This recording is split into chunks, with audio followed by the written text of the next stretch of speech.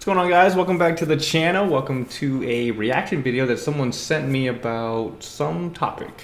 I saw the title of it. It had to deal with some spicy stuff revolving around Dynasty Wars Origins. So we're going to watch it, live reaction here, see what it's about, different content and stuff like that. Might as well try it out here. So I'm going to go ahead and check this video out and we'll talk about it as we go through it. So Dynasty Wars producer admits they dumped sex appeal for realism while lead can kill 10,000 mobs with a clown face. So based on focused on balanced sex appeal that doesn't compromise female characters' roles and backgrounds, says series producer. Interesting. Let's see what her take is.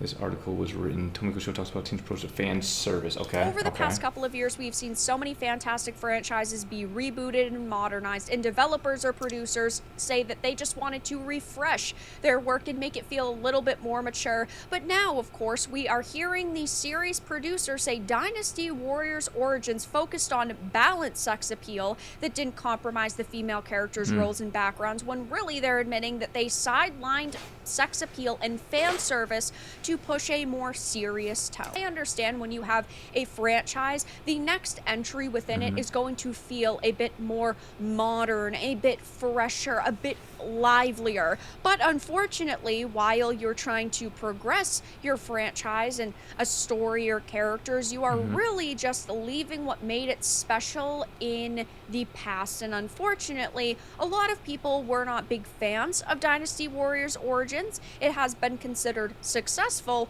but at the same time, it hasn't seemingly, at least from what we understand, done the numbers that they were kind of expecting. And now the series producer is basically admitting that they saw. Okay, so interesting. Okay, so I get the take. That makes sense. I don't know if that's her opinion or if that's how she feels about it, or that's just what she's reporting based on what we've seen. A couple things. So yeah, so Dynasty Wars Origins, obviously the fan feeling around it is half and half, I would say. I would say most people enjoyed the game, or most people who enjoyed the game still missed the old things that made Dynasty Warriors great. Me included. I miss free mode. I miss playing with the characters. I miss playing with the heroes that we love and stuff like that. But I wasn't deterred from wanting to play Origins like multiple times. It was still very fun.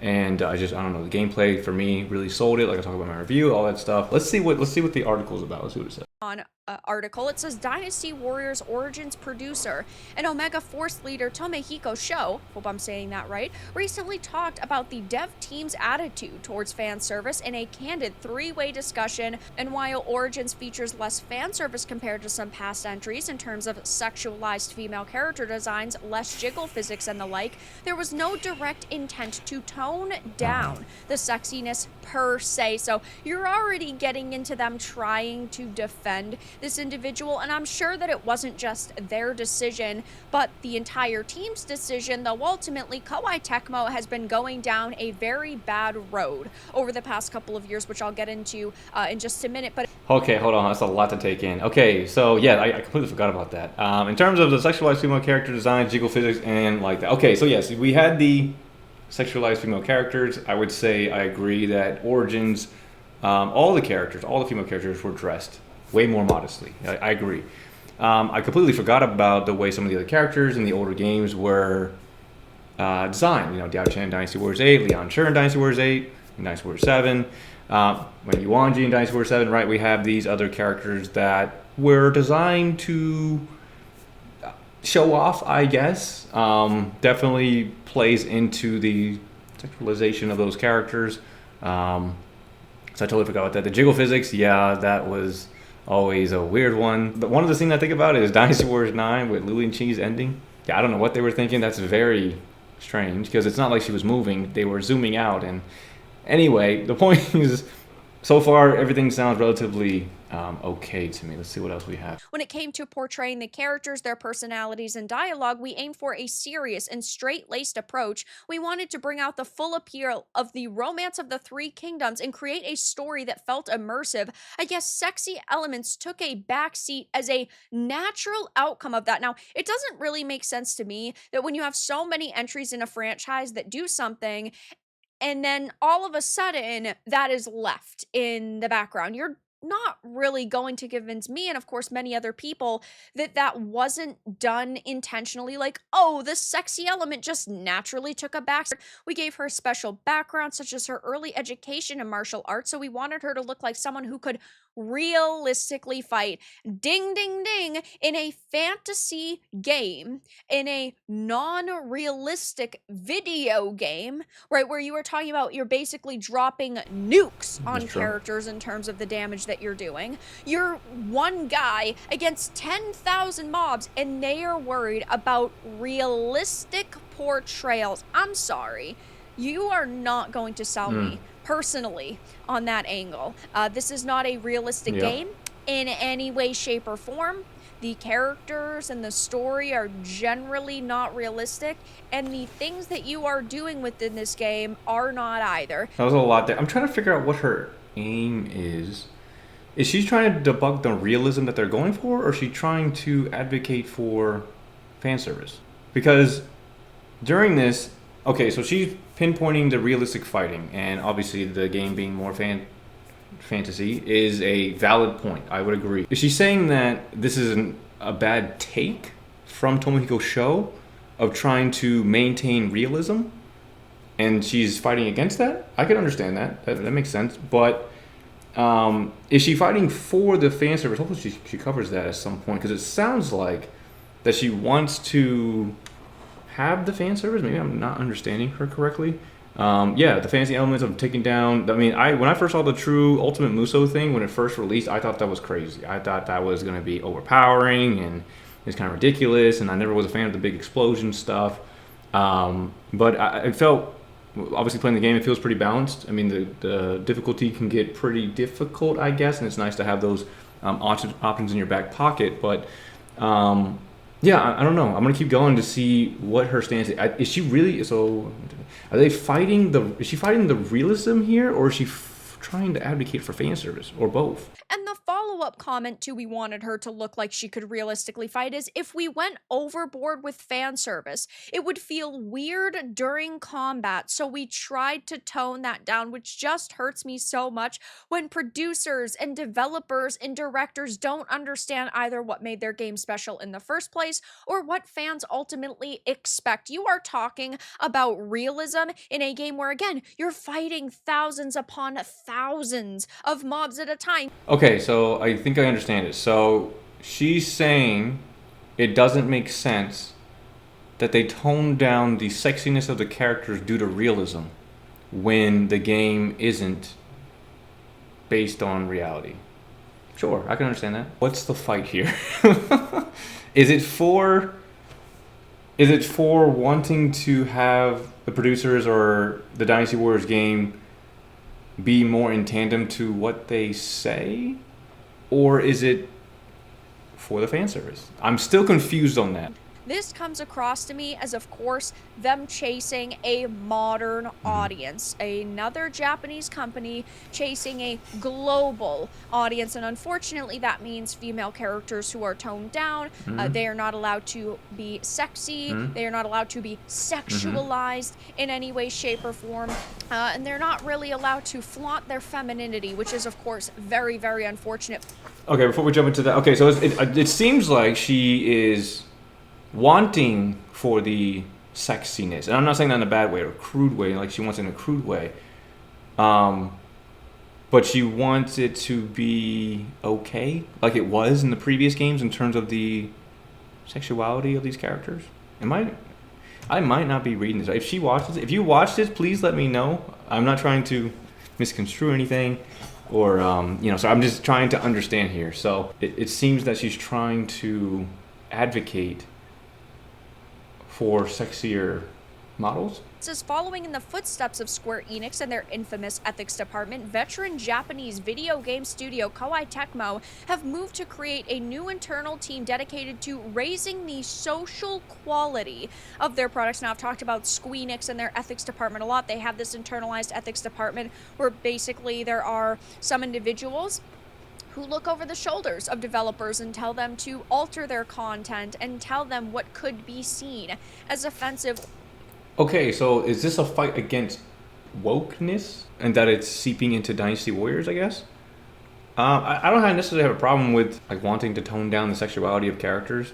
I don't care either way. It doesn't bother me as long as it's not like crazy crude. You know what I mean? Like there's obviously lines you wouldn't cross, and it's like if it was in the game, it'd be like, dude, why did they put this in here? Even with the things that they already put in, it's kind of like, really, right? So I don't know. It doesn't really bother me that much. At the point where if I ever get the chance to actually work on the Dynasty Warriors games, I don't know. I think if that was something that was prohibiting me from being able to fully express the creativeness that I need for the character, then I would find a problem in it. But if they're like, hey, let's just have her wear some armor instead of a tube top, then I'd be like, okay, that's fine with me. I just want to tell her story. It's unfortunate to hear that this is happening with so many Japanese companies. I mean, I think that they are doing this because they want to sell their games to a Western audience. And so what they are doing is they are trying their very best to ultimately create content that could be sold in this market. I've talked about this a lot on the channel, though. This is not why JRPGs became extremely popular in the first place. This is not why a lot of Americans, in this case, end up buying Japanese video games. We buy them because they are different, because they are not more of the same Western slop we have been getting. Okay, that's a very good point. So yeah, okay, that makes sense. The reason that these games are interesting is because they're different from what we are used to from an American market standpoint. Okay, I can understand that. That's fine with me. Is that still an advocation for sexiness of the game? Because Dynasty Warriors is still a very different game. I understand that they tried to do the open world thing, so maybe that's what she's talking about here, trying to do more of the Western. Is that a Western thing? Is open world a Western style thing? Anyway, whatever it may be, they're trying to, Koei Tecmo or Japanese companies are trying to be similar to the trends that are trending in America to be more appealing to them. I don't know. I think it's an interesting topic. It makes sense in a way, but the way Origins was presented, even without the fan service, it was a good game. The main problem with Dynasty Warriors was the takeaway of what Dynasty Warriors was, which I think was part of her point, right? We don't get to play as the characters that we love, the 100 roster, or the 80, 90 characters that we had in Dynasty Warriors 9. Might have been excessive, but it is fun. And how many other games has that ability to pick a character like that? Like you have 90 different characters to choose from. Is it excessive? It could be argued, but Dynasty Warriors is probably one of the only games that I can think of off the top of my head that has a roster so big that you have the ability to really have a unique playthrough with whoever you play with, depending on the game, right? Also extends to raising the social quality of their product. So unfortunately, they are, knee deep in the quote realization of SDGs and ESG initiatives, and that has changed their company significantly since 2023. So they have unfortunately been a company over the past couple of years that I and many other people have not been able to. I'm so confused. Is this a bad thing? ESG, what is that? Environmental, social, and governance factors that investors measure when announcing a company's sustainability efforts from a holistic view. So they're trying to attract investors to make money. Okay, that makes sense. It just seems like everybody is.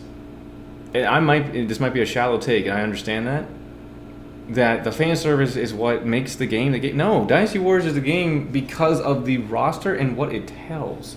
The Muso, think about it. I have a video coming out I'm working on. It's a big video. Dynasty Warriors created their own sub-genre within hack and slash called Muso. That's what made it different. There's still a Muso game. It's still a Muso genre. All the games that Koei Tecmo produces in the Warriors genre, the Warriors subcategory is still Muso. This fan service thing, I don't really get it. I know it goes deeper than the fan service. I know it's about the holistic point of like, oh, they're conforming, oh, they're turning into like everybody else.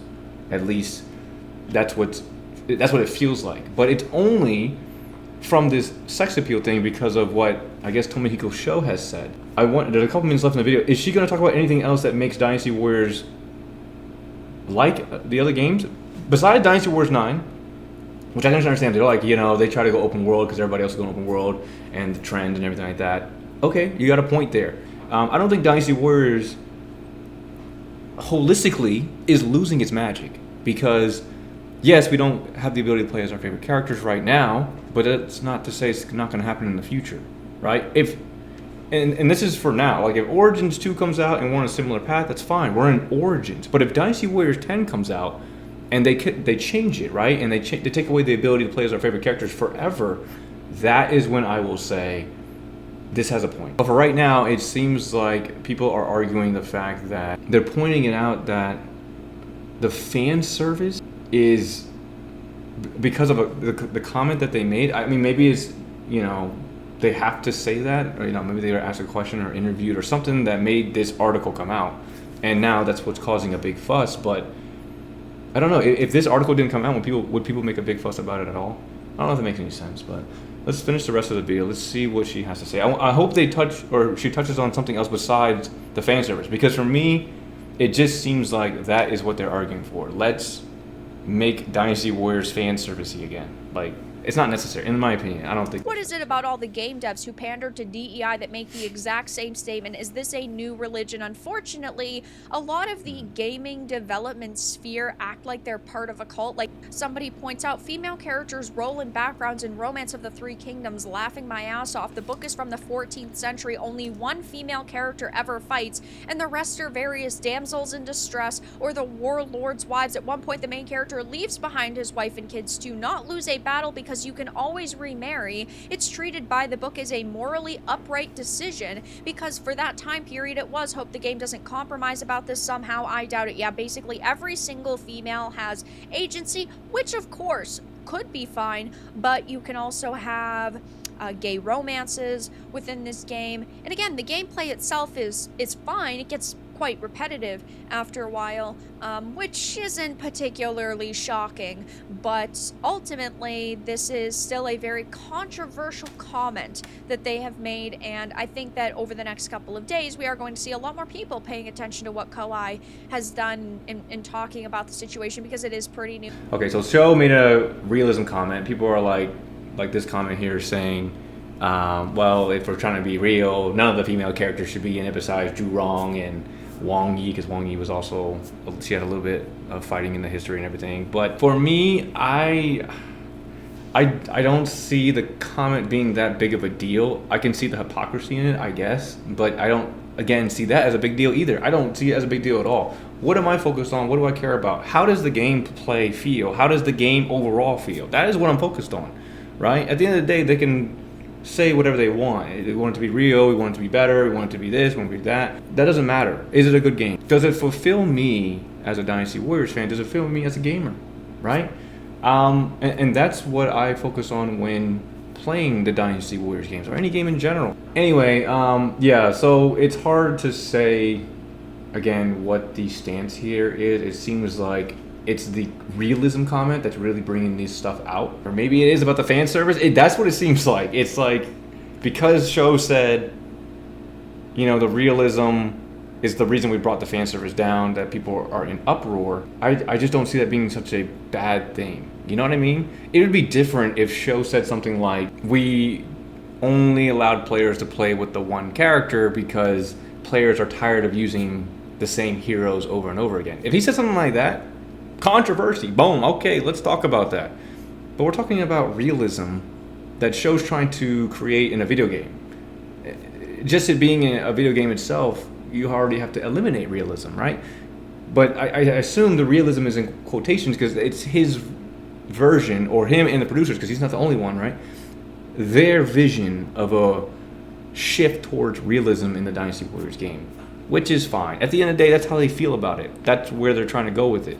This whole ESG thing with the female characters and the fan service makes no sense to me. It just sounds like everybody is yearning for some things to be open and visible for people. At the end of the day, I don't care about that kind of stuff.